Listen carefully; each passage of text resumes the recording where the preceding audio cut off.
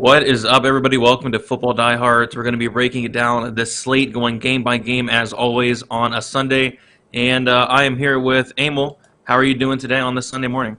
Wow, a 1 extra hour of sleep, but guess what? I still feel tired. I guess it's just the way it goes. I guess I'm old. I'm the old man of fantasy, so I'm always tired. Yep, I definitely do feel you there. But we'll go game by game. We'll talk some strategy. We'll talk some ownership along the way. So I say we start with the very first game. We have the Patriots going against the Carolina Panthers, and to be honest, not much sticks out. Not looking at any quarterbacks here. I guess the tough situation here is McCaffrey's going to play, but the question is, how much is he actually going to play? I think they were talking about, splitting him like 50-50, and he's 8,000, so I really think that's unplayable. Have you heard anything about how much McCaffrey's going to play? Last time I heard it was like 50-50. Yeah, I think it's really up in the air. I agree with you. It's going to be difficult to play this guy because of his salary. And man, we wait so long to play this guy, and you want to play him, but I don't. If he's going to play, you think he's going to play, but I think they've got to be careful. He's been having too many troubles, so. I'd hate to think you go away from him. He's the 15th most owned player right now this morning, which is pretty low, 5.9%, 5.8%. So at this point in time, I think the consensus is people are kind of laying off this guy and maybe just getting him in. I mean, if you're GPPing it, maybe you get him in very small, 5, 10% if you make that many lineups. So I'm gonna probably stay away from him personally. I have him in non-DFS. I have him in standard leagues, and I haven't decided what to do yet. I'll do that after we get off the show. So difficult situation where we really don't have an answer. Yeah, for sure. If we knew for a fact that he was going to be 100% full go at 8,000, we'd be all over McCaffrey. But yeah, like I said, not a ton sticks out for this game. If anything, for me, I'm probably looking at the Panthers defense, 2,600. I don't hate that, but a game that's pretty underwhelming there. So. Anything else that stuck out to you in this game? No, I think that, and DJ Moore just hasn't been performing. Dan, the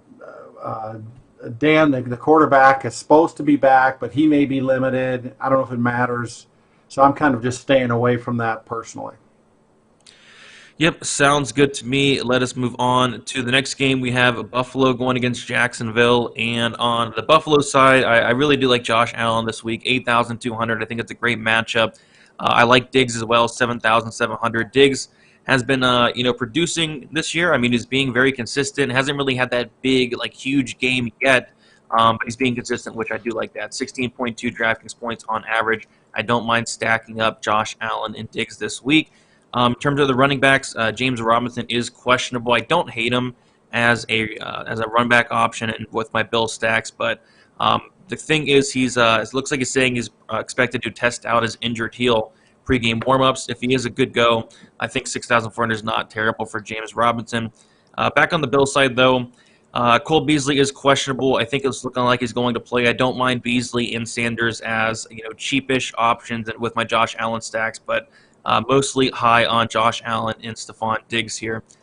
Anybody else I didn't touch on that you want to talk about here? Well, the nice thing is it's an early game, and if Beasley for some reason is inactive, it makes Sanders much more attractive. Yep. So we can get that and get that into our lineup. So that's something that's to be watched. James Robinson, I got a bad feeling. I think maybe he plays a little, but then doesn't make it through. So the question is, Hyde's at 4,900. I don't even know. I don't want to start Hyde against Buffalo, but you're trying to find edges. You're trying to find these things like that. But even if I didn't feel comfortable with Robinson or he was ruled out, I'm still not sure if I'd want to play Hyde against Buffalo. So I'm left with not really wanting to push the envelope on that game. Yeah, I thought the same thing. I was like, if James Robinson's out, do I really want to play Carlos Hyde at 4,900? And the answer to that is not really. Buffalo has given up the second least amount of points to opposing running backs. Really solid Ouch. Defense there. Yeah. But outside of that, I think that's about all that sticks out on this game. I think the Bills' defense is good. The only problem is they're like 4,000. Outside of that, nothing really sticks out. Yeah, let me You got take a look. Sweeney. Yeah, 4K. Yeah, Yeah. Jacksonville. Yeah, yeah. I don't like that. Yep, expensive there. And Tommy Sweeney, cheap tight end. Dawson Knox is still out, so I guess he's somebody else that could be in somewhat of play. Had 4 targets last week, had 3 receptions, had about 6 points. So we'll see what happens, but I think that is about 3,100, and he's 2.5% owned. Tommy Sweeney. Tommy Sweeney. Pretty low on there, I'd say. That's nice. That's a nice number. Is 3,100 okay in your mind? Yep, for sure. And so that's a possibility right there. Yep, don't hate it, but let us move on to the next game. And we have Houston going against Miami. And I guess we'll start on the Houston side. So Tyrod Taylor is back, and he's sitting at 5,000, which is very cheap. When he did play, in the 2 weeks that he did play, he had 16.5 DraftKings points against Cleveland and had 23.64 against Jacksonville. And this is going to be the cheapest he has been all season. It's sitting at 5K going against Miami. Pretty solid matchup here. So yeah, I kind of like Tyrod Taylor at this price tag for a cheap quarterback, and then I also like Brandon Cooks, who is 6,100, and this is a guy that has been producing with Tyrod Taylor out. And the games where Tyrod Taylor did play, he went off. He had 22.8 DraftKings points in week 2, and he also had 21.2 in week 1. So yeah, I do expect a very good game from Brandon Cooks. I guess the only problem is they did price him up $400, but I do think it's well warranted. So I do like Brandon Cooks and Tyrod Taylor a lot. As far as the Miami side, I don't mind some Gaskin at 5,800. I think is a solid running back option that's kind of cheap. And then also Jalen Waddle is 5,600. I kind of think that's way too cheap. Parker's still on the IR. Fuller's on the IR. Waddle is going to be that guy. This guy is getting a ton of targets, 12 targets last week, and he's starting to finally produce a lot more. So that's kind of how I'm looking at this game here. I like Waddle mostly on the Miami side, and then Brandon Cooks and Tyrod Taylor on the Houston side. Any thoughts on those, and anyone else stick out? So we're stacking Houston and the Miami Dolphins. Woo! Actually, I like it. I like it for, like again, and if you're doing a lot of lineups, you made a lot of good points for Tyrod Taylor and Cooks. And the salary, et cetera. It's very tempting to start Tyrod even individually. And, Parker finally gets back. He plays incredibly well. Probably hurts Waddle. It's middle of the week. He's doing great. Boom. Hurts his hamstring, IR. So, you're back to Waddle. You're back to Waddle, and Gaskin's got an opportunity there. So, it's funny. You could put a lineup in for at least Tyrod and maybe even throw some Miami players in, and it's an interesting thing to get one in your whole repertoire this week. I think it's attractive. Yeah, for sure. I mean, even with Parker back, Parker, like you said, did really well, had 11 targets. Waddle had 12 targets in that same game. So, yeah, I think Waddle's a really solid here at 5,600. And yeah, Yeah, like you remember said, Tyrod, he's one of those guys who runs the ball. I mean, he's at $5,000. He doesn't need, he's got to get between 15 and 20 points. That's very possible. yep, very possible indeed. So that's something I'm going to be looking out for. Hopefully it does work out. But let's move on to the next game. We have Atlanta going against New Orleans. And on the New Orleans side, it's tough because, of course, we have no Jameis Winston. I don't know how that's going to affect Alvin Kamara. Kamara is sitting at 8,200. I think it's a good matchup against Atlanta here. He's averaging 20.5 DraftKings points. He can run the ball. He can catch the ball. I guess there are some guys I like that are cheaper than Kamara, but I think he's still in play, especially depending on his ownership. If he is coming in lower owned, I will be more inclined to play him. And then on the Atlanta side, of course, we have no Calvin Ridley. I think that opens up things for Russell Gage, but he's just so inconsistent. It's really hard to get there. I mean, he's a guy that he's so hit or miss. He had 0 points last week out of nowhere, so it's hard to get there for me. But you gotta kind of mention him. And then Kyle Pitts is somebody that is now doing things now that I thought he'd be doing earlier in the year. He's finally getting going. So I think Kyle Pitts is interesting. But to be honest, not a ton of interest in this game, but those are the kind of guys that did stick out to me. So Pitts is 8% owned or 7% owned, the seventh most owned tight end. Is 5,900 okay with you for that, or is he a little high priced? He's going against the Saints. I don't like that, but he's a talent. Yeah, he's about all they have in Atlanta. I mean, Cordell Patterson is another guy, 6,300. Yeah. He's been getting it done week after week. I guess he sticks out as well. I just don't want to play against New Orleans right now, and I realize they got Trevor Siemian at quarterback. I do like Kamara. He had a bad week last week. I still like Kamara. I still think he's a viable play. He's got to be a viable play, especially against Atlanta. And Gage, like you said, it just scared the heck out of me with no targets. I obviously the quarterback situation is affecting that, and even with Ridley out. But so I still think Kamara is a good play. I'm almost scared to play Pitts. Perhaps when we go through all the teams, there's probably a few tight ends that are more interesting, like Albert O. Maybe we'll talk about in a little bit. Oh yeah, we'll definitely talk about him. But so, yeah, I think what I got. Yeah, there you go. Just out of curiosity, how owned is Alvin Kamara? Yeah, let's go take a quick look here. Alvin Kamara, he's 11.5% owned. He's the fifth most owned running back. Not bad. Yeah, not getting a ton of ownership but it's down. I mean, when you hit the top two are 24% and 22%, he's down at 11 at 5. So he's not up. He's there, but he's not as high as he could be. Yep, for sure. So I think he's somebody interesting to look at. But let's keep moving on to the next game, and we have Dallas going against Denver. And on the Dallas side, I think there are some pieces in this game that I do like. One being Ezekiel Elliott. He is sitting at 7,000. Not the best matchup in the world, but still, I really do like Zeke here at this price tag. He's getting a lot of targets as of late as well. He had 6 targets in Week 8. He had 9 targets in Week 6. He's averaging 18.8 DraftKings points. I just think he's a little bit too cheap here at 7K. And then also, speaking of too cheap, I really don't get this price tag on Amari Cooper. He's 5,700. Again, not the best matchup in the world, but he's Amari Cooper, and he's 5,700. Just makes no sense to me. 13 targets last week, 29.2 DraftKings points. They did price him up 600 from last week. But I like those two on the Dallas side, and then on the Denver side, there's really just one guy sticking out for me, and it is Albert O. So there's no Noah Fant. Albert O, 2,600. Load him up. I'm going to be very high on Albert O this week. Yeah, Albert O. He's really a talented player. You don't really know a lot about him, but he really messes up Fant when they're both healthy. In my opinion, it really sours the water with Fant if Albert wasn't on that team.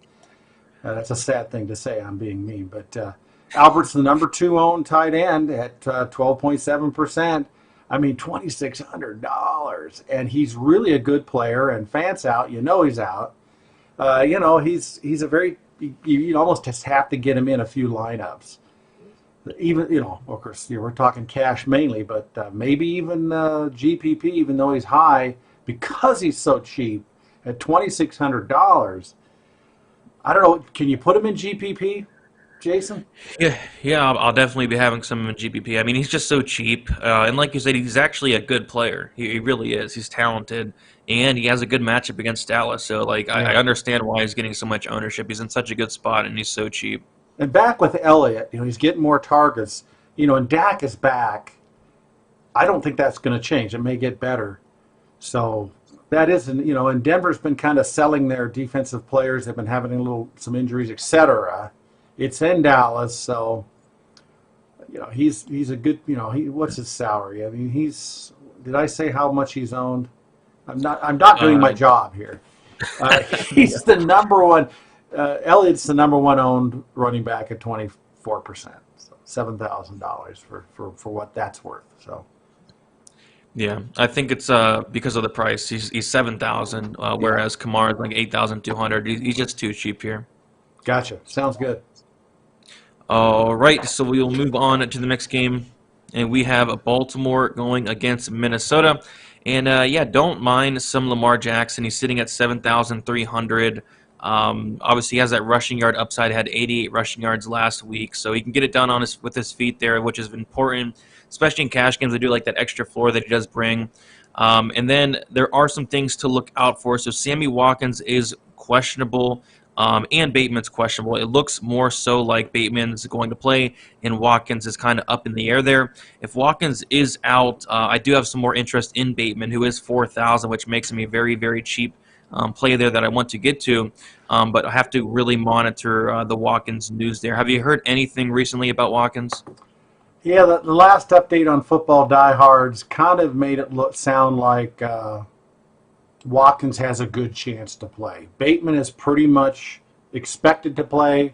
Watkins, may play. So, again, nice thing. Early game, we're going to be able to know that before you finalize your lineups. But I don't know. Even if Bateman's really ready to go, I still would be, tempted to play Bateman, even though if we find out that Sami is able to play. So I'm still leaning at Bateman as being a guy that's very intriguing.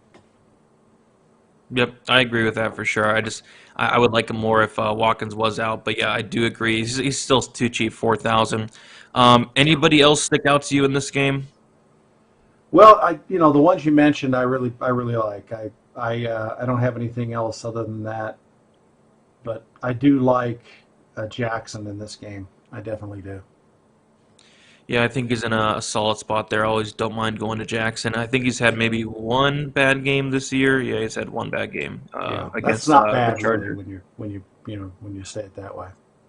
Yeah, for sure. So we'll move on to the next game. And I think we're getting into the nope, we still have a couple more 1 o'clock games. So we have Cleveland going against Cincinnati, and we talked about it Wednesday. Nick Chubb, he came in at really low owned projected, and I'm curious to see what that is now. But yeah, Nick Chubb is something that really does stick out to me.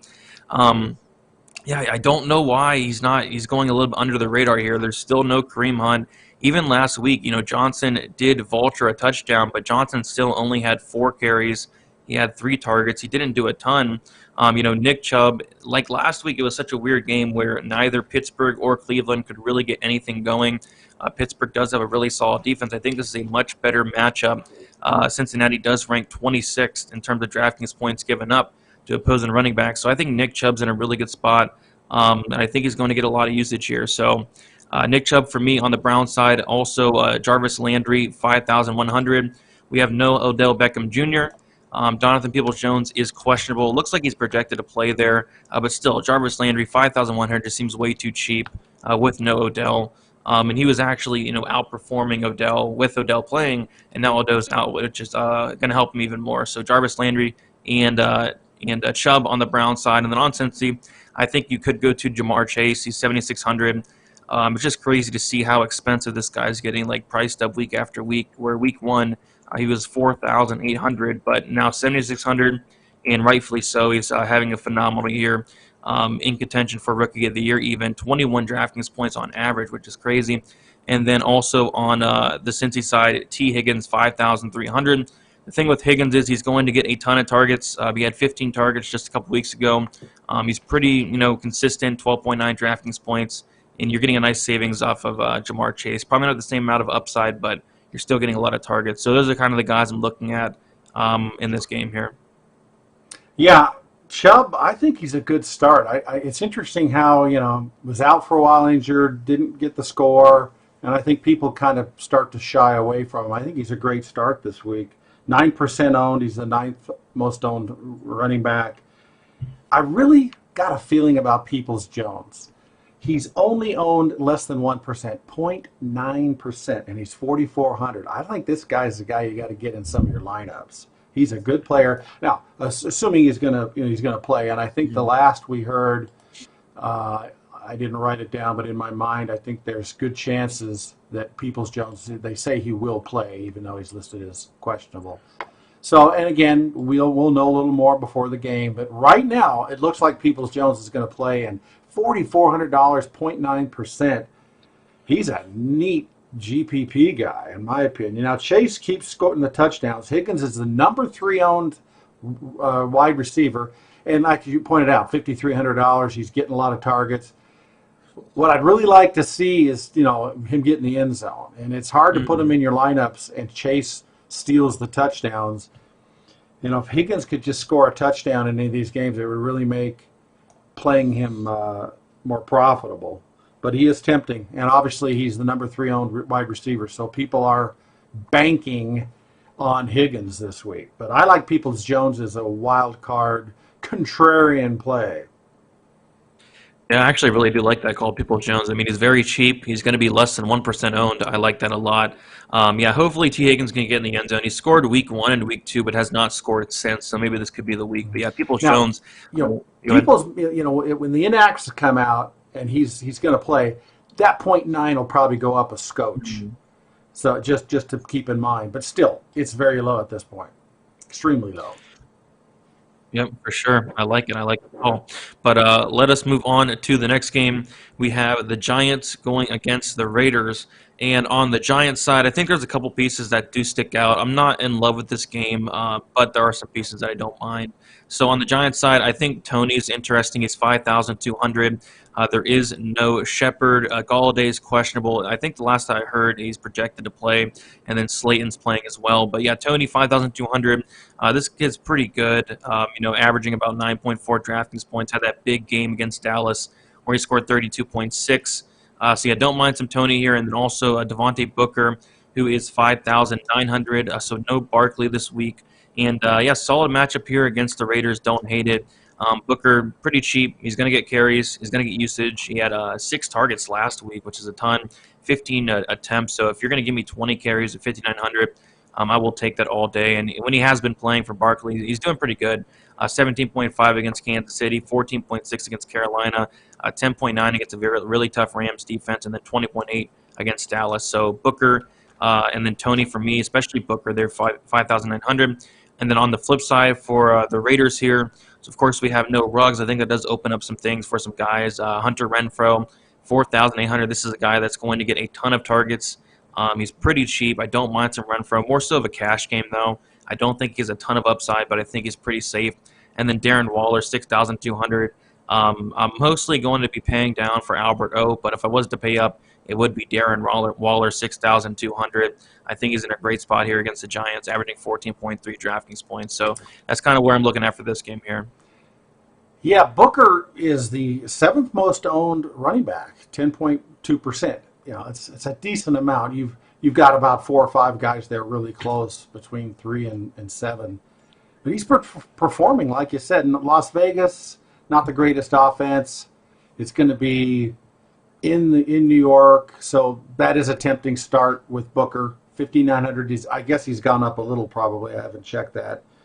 And Tony's too much fun not to put in at least one lineup. I can't believe he keeps getting hurt. I'm not. Last week was just sad to watch him get hurt because I really want to see what this guy can do. And he's cheap, so that's a good play. Galladay's supposed to play. I don't know what he does. I can't play him, and I'd still play Tony even if he played. Now the Raiders, with Ruggs, out or kicked off the team in a horrible accident. You got Edwards and Renfrow, and obviously Renfrow is probably the higher guy. But could Edwards, maybe he's a guy who's going to score a touchdown. Somebody other than Waller. Now, are they going to really put the pressure and try and stop Waller? Can you stop Waller? If they're going to put a lot of emphasis on their defense on Waller, one of these two guys, Edwards or Renfrow, may be a great play this week. And unfortunately, I can't really just jump up and down about which one. I think Edwards has got some talent, but I think Renfrow, he's probably the more seasoned veteran who knows what he's doing, although he doesn't get in the end zone very much. So that's what I've got. For sure. Yep, for sure. I think one of them could potentially go off for sure. Maybe both of them. And they're so cheap. Renfrow 4,800. Edwards is 4,100. So yeah, very cheap options there. Those are some cheap players. Yep, for sure. But I think we'll move on to the 4 o'clock games now. And we have the Chargers going against the Eagles. On the Eagles side, yeah, I don't mind some Jalen Hurts. Last week, like the Eagles running backs, all of them went off, which was really weird. And Hurts only had 11.22 DraftKings points. That was his worst game of the year, and that was actually the first game where he did score under 20 DraftKings points. So he had been fairly consistent up until then. But like I said, the running backs just went off for the Eagles, and Hurts didn't get much work there. I think he scored 0 touchdowns last week. So I do expect him to get back on track here. So I think Hurts is fine, and then also Dallas Goedert. Like I said, I'm going to be playing a lot of Albert O, but I don't mind Goddard at all. 4,500, I think he's in a solid spot. Obviously, no Zach Ertz, which does help, and it has been helping. He's had 12 points and 13.2 DraftKings points since Ertz has not been there. So Goddard and Hurts for me on the Eagles side. On the Chargers side, Austin Eckler is always a good play. 7,900. He's going to get a ton of targets, a ton of receptions, which is something you'd love in DFS here. 10 targets last week against the Patriots, 24.4 DraftKings points, and they're giving about anywhere from 10 to 15 carries as well, and that's a decent matchup against Philly. So I think Eckler is somebody that I'm definitely looking out for. And then as far as I think Keenan Allen's good as always, 6,700. He had a pretty decent game last week, 19.7 DraftKings points, 11 targets. I think he's always a safe guy to go to. They did price him up $200, but I still think he's fine. I don't really see myself getting to Mike Williams. He's 7,100. Just kind of too much inconsistency for me. 3.9 DraftKings points last week.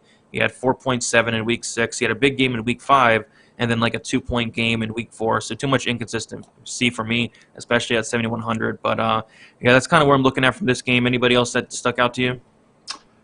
Those are the good ones. Hurts, they ran the ball in. The actual running backs actually scored some touchdowns in that one. It's got to happen every once in a while. So he's a fun play. Let's go see. I want to see some of these percentages. He's the fifth. Hurts is the fifth most owned quarterback at 7%. So he's somewhat up there. But Allen 17%, Jackson 16%. You got Herbert and Mahomes below him. So he's relatively high owned, but I like him. I think he just finds a way. Except for last week when you're still running the ball and he wasn't the one. So I think Hurts is a good play. Goddard is the number 4th owned tight end at 8% owned, but I still like him. Eckler, let's go look at Eckler real quick. I had that here and I didn't write it down because Eckler is the 2nd owned running back at 22.7%. Highly owned. People are expecting a lot from him. Philadelphia can give up the points. So more of a cash, I guess, on him at that high percentages. And Allen, Allen is a 14th owned wide receiver at 8%. I don't really, I like the rookie Smith in Philadelphia, but there's just not enough there.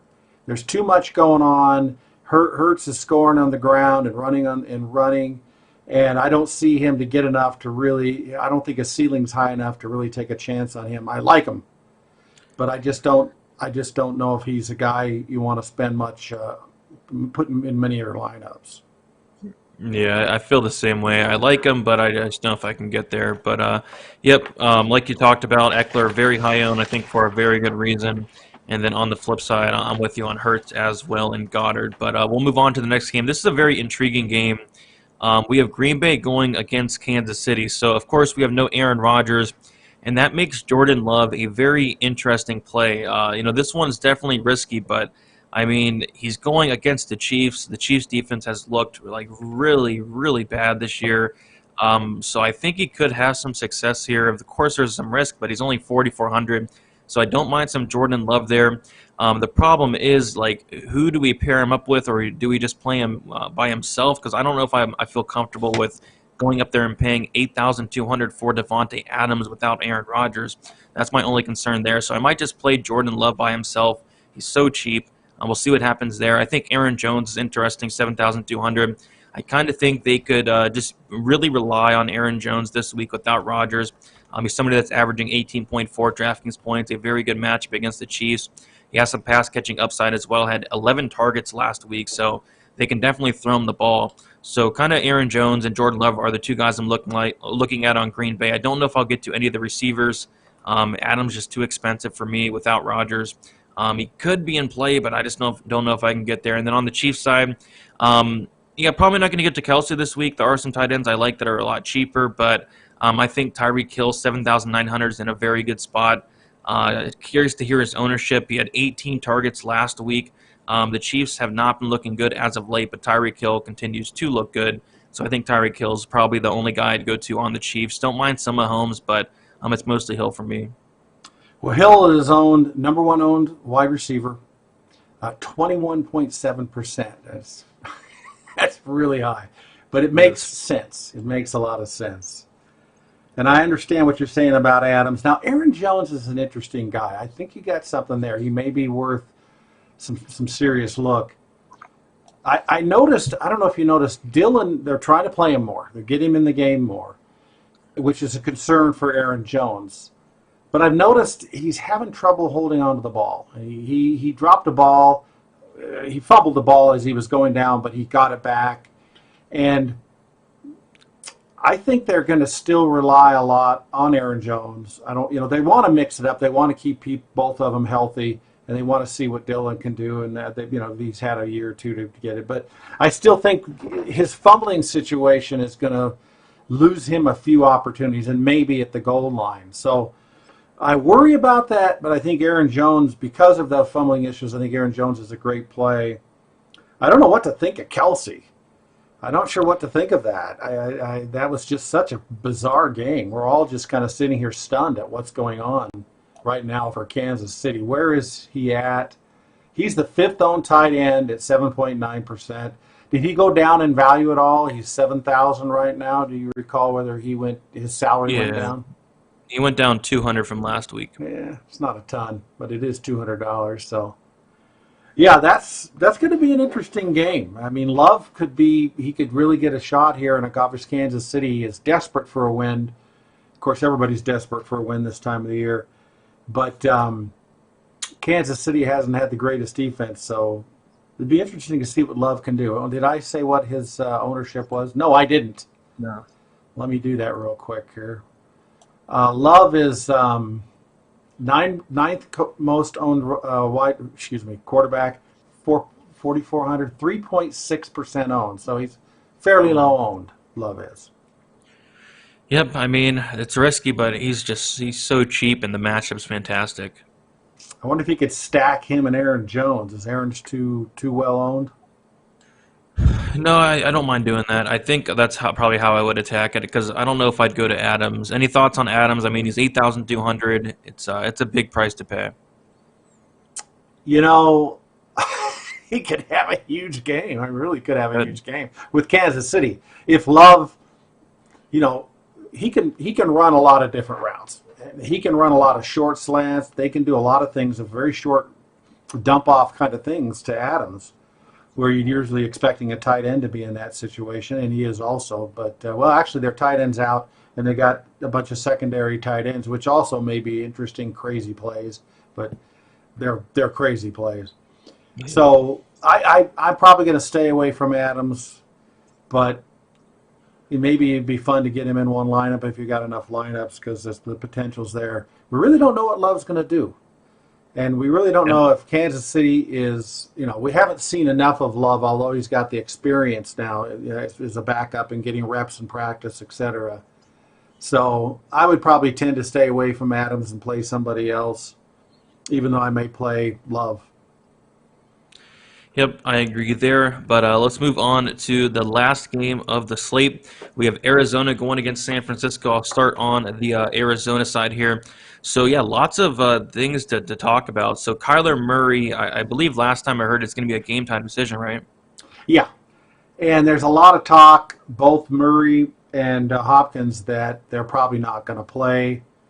That was kind of the talk yesterday, and I don't know if it's changed much. Again, it's an afternoon game, so I personally would stay away from those guys unless something comes up in the next 2 hours before early game time. Maybe there's another note where the guys come out and say something, because it's not going to be, we're not going to have the data, the actual real data of active or inactive. So I tend to stay away from those two guys.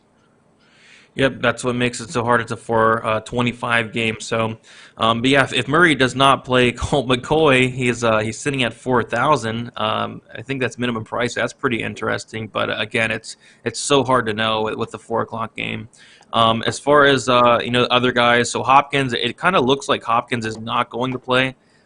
So that opens up a lot of things. But I would like Murray to play here, but still, I think Randall Moore, 4,200 is going to be very cheap. So we have no A.J. Green, potentially no Hopkins. So Christian Kirk, 5,300, and Randall Moore, 4,200 are going to be the guys this week, and they are very, very cheap. Of course, I wish I knew if Murray was going to play. If I knew Murray was going to play, I would be all over these guys. If it is Colt McCoy, I still think that's okay. But if Murray played, like, these guys would be smash spots. So Kirk and Moore for me on the Arizona side, I really liking those guys. And on the San Francisco side, Samuel is questionable. We were talking about how he might even be limited a little bit. That kind of takes my interest off of him. Brandon Ayuk, he is 4,100. He's pretty cheap, but he's just been so inconsistent this year. Can't really get there. Who else? Eli Mitchell is interesting, but he's also questionable. 5,800. Probably really hard to get to him. He might even be limited as well. So, yeah, any other guys I missed here? Yeah, this is an interesting game because of all this stuff, and it's an afternoon game. We're not going to know. Of course, you could, if you have some options, when we find out later, to be able to flip people in that are in the late games. If McCoy plays, I have a feeling he may be throwing some dump passes, and that says Ertz. And the other thing that's interesting is Edmonds.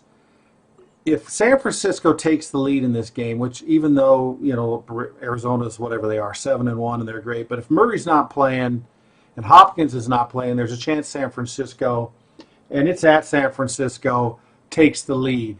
So that may mean that Edmonds is going to get the ball thrown to him by McCoy. Edmonds could be a good play here. He's been playing well anyway, but he could have a bump here because of this situation. Now, I'll give you another bizarre one here. Jeff Wilson is active for San Francisco. Mitchell's been playing great. He's hurt or questionable, and it's he's supposed to play, but he may be limited. And we've seen San Francisco and Shanahan not tell us what's going on. Remember week 1 when Mitchell came in and nobody knew. Nobody knew. Yep. They love to run the ball. And if they get a lead, they're going to run the ball, and they may have a lead in this game. You got Debo, who may or may not play, who's injured. Could Jeff Wilson come in here, maybe not start per se, and have a really good game? And what is his salary? Of course, I'm sitting here babbling and not looking at his salary. He's 4K. He's minimum 4K. Salary, I think. And I bet. Yep. Let's go look at his. Ownership here, if I can do that without hitting the right buttons. Okay, come on. He's 1.6% owned, and that's probably not going to change much because it's an afternoon game, and we're not going to know. So I'm going to try and get Wilson in one of my GPPs. Just because of those things. It's a long shot. It's a contrarian play, but they love to run the ball, and if they're ahead, they like to run even more. And a lot of times you'll have 2 running backs have very productive games in these kind of scenarios. So that's what I got. No, I like it. Very true. Very sneaky as well. I don't mind that at all. What's the ownerships on guys like Kirk and Randall Moore? Are they coming in low owned? Let's take a look here. Kirk is 3.3% owned, the 33 most owned wide receiver. Let me find more. Randall is the 38th most owned at 2.8% owned. So no, not very highly owned at all.